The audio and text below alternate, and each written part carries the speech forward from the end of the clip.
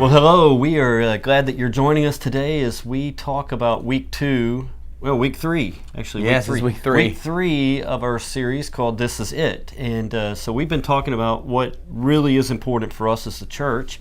And I think it's important that when we think about this, we don't think about the church being the institution of the church. Right. It's not the building of the point. church. It's not the gathering of the church. But the church is really the people of the church. It's the people of God. And so, which means you. yeah, right. Which is people that consider themselves to have crossed the line of faith and placed their trust in Jesus Christ as their Lord and Savior. You're the church, and so when we talk about this, that's what we're talking about. Right. And so, David, this week, week 3 of this series, we're talking about the story when Jesus interacts with the woman at the well. Mm-hmm. And are there some things, just kind of general, just over the top, some things that stick out to you in that story? Well, I think that the first thing is that everybody else goes into town to buy food. Jesus remains and says that, my food is to do the will of the Father. Yeah, right. And so I think that sometimes I get distracted, and maybe it's just the appetites of the flesh, maybe it's just the busyness of life, and I don't recognize the importance and the primacy of sharing the good news with people all around me. Yeah, I love that when the disciples come back. We didn't talk about this a lot on Sunday, but when the disciples come back and they're just like clueless to what was going on in the whole situation. Yeah. And they probably passed her. Yeah. I mean, it's not like there's a bunch of different paths. And they probably passed her and didn't even notice. In fact, the scripture says that they were surprised that Jesus was talking to her. Right, yeah. And so what else? Anything else that comes out of that story that you think of just generally that... Yeah, well, I think that Jesus recognizes where she was and wasn't primarily concerned with cleaning up her act. He used her pain and her difficulty as kind of a segue or a launching pad into that deeper need that she actually had. Even if she didn't come, she was actually, it appears, trying to avoid that kind of conversation by coming at that particular time. In the middle of the day. Yeah, and really what we talked about Sunday is we use that example or that story as kind of a the Jesus model of how it is that we pass on our faith, how we share our faith. Because obviously it was successful. The woman goes into town, she tells everybody what's happened. The whole town is changed by her interaction with Jesus. But there were some things that happened in the midst of that interaction, and we don't have time to talk about it. I think we had 7 of them. We don't have time to talk about all 7, but a couple of ones that I think are interesting because they keep people from sharing their faith. Right. And one of the things that Jesus did is he wasn't distracted by the kind of the questions that were irrelevant. When the woman turns, she starts asking Jesus about which mountain should we go to, which mountain are we to worship on, and I think Jesus saw through that pretty quickly. Yeah, and that would be a good discussion point, especially if you have some people in your group that have been intentional about sharing their faith. What are some of the distractions that you've actually had come your way, whether it be discussions about evolution? What about the dinosaurs? The dinosaurs, or your belief on same-sex attraction, or I mean, there's all different kinds of the issues that come up really, really early, and we're going, let's get to those things, but let's decide what we believe to be true about Jesus Christ, His life, death, and resurrection, and whether or not we're willing to receive it. Let's talk about that first. Yeah, right. And that's a great way to put that. I think a lot of times you'll hear people ask questions like, well, what about the people that haven't heard about Jesus? The people in the most remote places of Africa. And I always think the best answer to that is to bring that back. Well, okay, we can talk about that, but what about you now that you have heard? Yeah, and that seems to be what Jesus was doing. Yeah, and there's a difference between an honest skeptic and a dishonest skeptic. And one of the objectives in really being effective at sharing your faith is being able to figure out the difference between the two.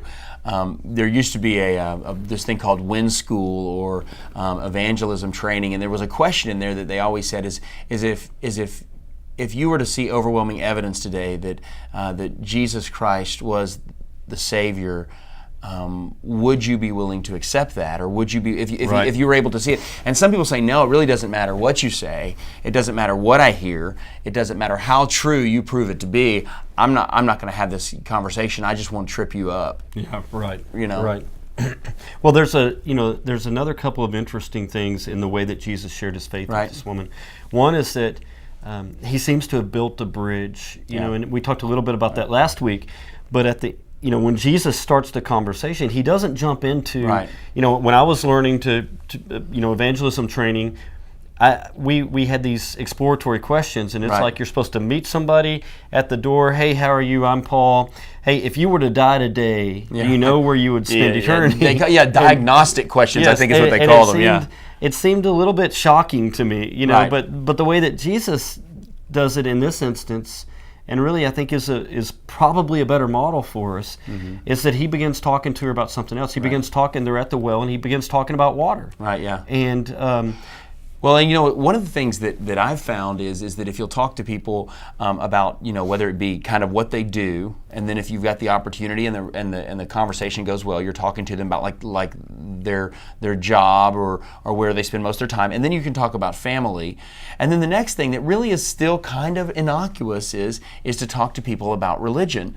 You talk to them about their church experience or their interaction with church people or any of those kinds of and things. politics is always good. Yeah, no, that one's a little, okay. a little more polarized. But what's interesting is if you're just listening to people and just kind of taking in their past experience, a couple of things happen. You're able to identify, where the pain is and why they basically turn their back on that. And the reason they turn their back on that religious experience may be a really good reason.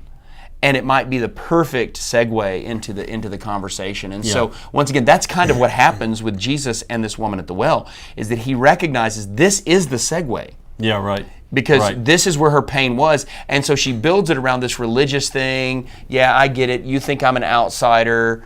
Yeah. Yeah. And you know, another thing that Jesus does in this interaction is he takes her to her point of dissatisfaction. When Jesus asked the question, he said, you know, ma'am, can you go bring your husband?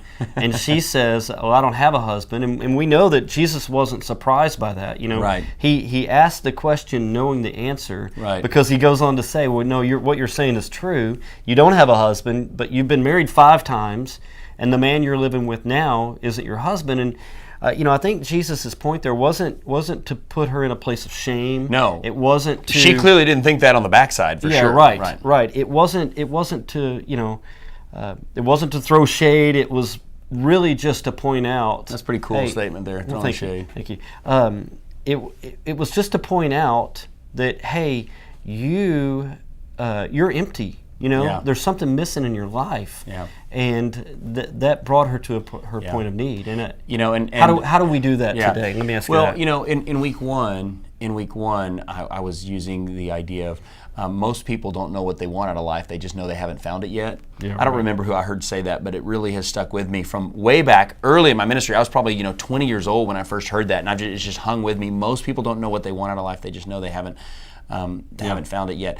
And so what I begin to do is I begin to look for what is it or where is it that the emptiness inside of that person is exposed. I'm looking for where it's exposed because I'm able to say, man, you know how that feels, or you know where that problem is. And so I remember I was flying on a plane.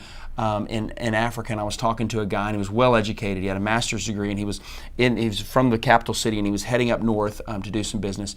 And we were talking about Islam, and I said to him, I recognized some things, and I kind of picked up on a couple of things, and I said, you know, the hardest thing about Islam to me just seems to be that you never can fully know. Muhammad didn't even know for sure that he was okay with Allah. And the guy looked at me, and he said, that is such a great point. Is there a way to know in Christianity? Yeah. And I'm like, well, welcome. Right. But once again, I wasn't shaming him because of his insecurity in his eternal destiny, but I was asking him about it because that really is what sometimes when he's all alone, he probably thought about. And we had a great conversation. Yeah. He even allowed me to pray for him. That's awesome.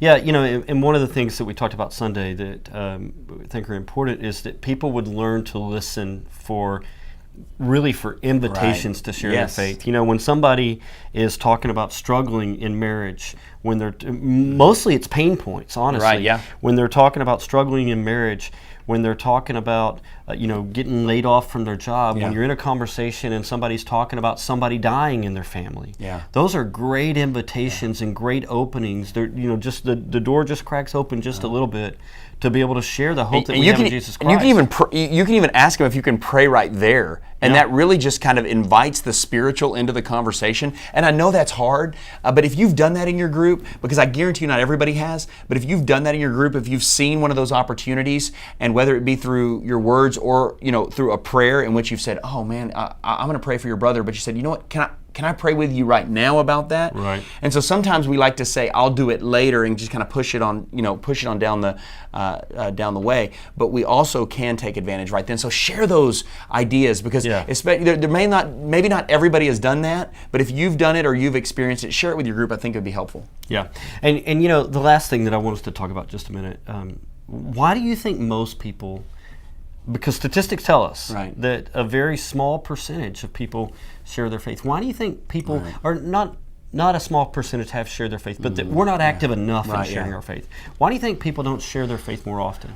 Yeah, I think that there's a lot of reasons for that, and I think it varies from culture to culture. I think one of the big things in our culture is that we've been so over-marketed that people are scared that they're going to come across as a really bad salesman, and that's really kind of that idea, because the worst thing in the world is to try to convince somebody else that they're wrong and that you're right, kind of. And so there's a little bit of an adversarial beginning point, and that then carries over into fear. Sometimes it's that they don't know enough. But I think that's usually a crutch. I think it's primarily because they're afraid, because to some degree our culture has created an environment where they're afraid. What do you think? I disagree with you a little bit. Okay. And Billy Graham agrees with you, so that may be better. Okay. But I think generally that we're just not we're not living in the reality of what the gospel's done for us. Because when people talk about that, hey, you're afraid, but nobody's afraid to go into a Cowboy stadium wearing the Redskin jersey. If they're a big fan, if they're a massive Redskin fan, they'll march right in there wearing a Redskin jersey. People will, embrace what's important to them. And I think the reality is we just start to get comfortable with life and lose track of what the gospel did for us.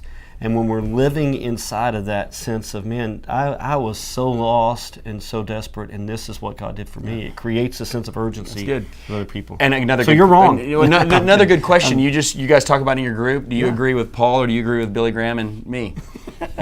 You guys just discussed that. Yeah, I think it would be a great discussion, really, to talk about why you don't share your faith more. That's great. And I think for me, honestly, I just get kind of lost in the busyness of the day and become a little bit apathetic to people's need to hear the gospel. And what we want to be as a church is we want to be a church that's on mission. We want to be people that are on mission to see people come to know Jesus Christ, that are living in the urgency of every single person in this world is going to make a decision that's going to impact where they spend eternity. Wow. And that should create urgency for all of us. And so in your groups, we want to challenge you just to pray about that, to pray for each other about that, to begin to think about who it is that I need to share with. Make a list of 2 or 3, 4 people that are family members, friends, co-workers, neighbors, and begin praying for those people daily, that you would have the opportunity to share your faith with them. We're so glad that you joined us for this conversation. Hope that you'll continue the conversation in your own groups, and we'll see you soon.